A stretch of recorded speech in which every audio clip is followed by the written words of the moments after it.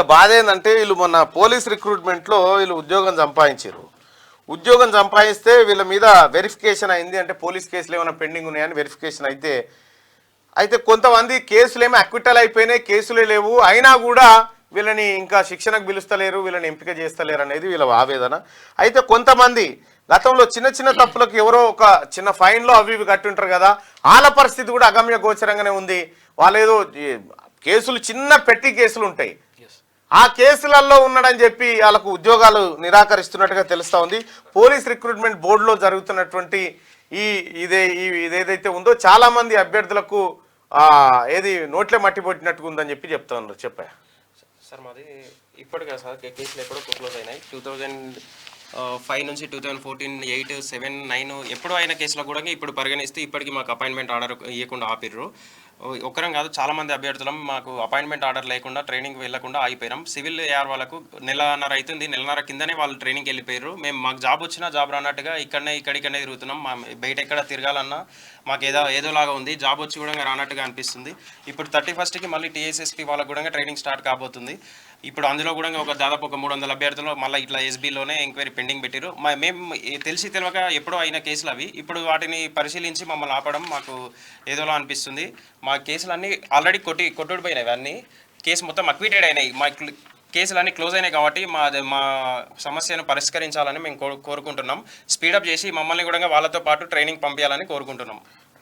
Section 248(1) ప్రకారం already section ఇవన్నీ అక్వేటెడ్ అయిపోయినాయి, మరి ఎందుకు ఇస్తలేరో వీళ్ళకు ఉద్యోగాలు అర్థం కావట్లేదు.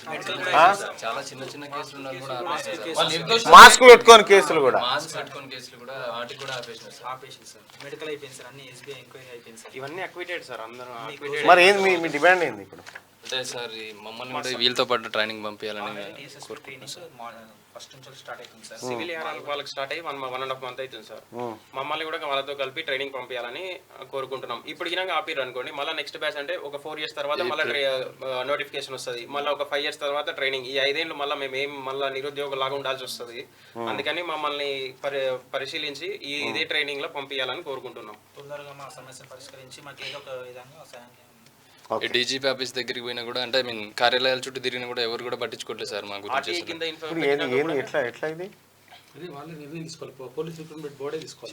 అక్కడికి పోతే స్క్రీనింగ్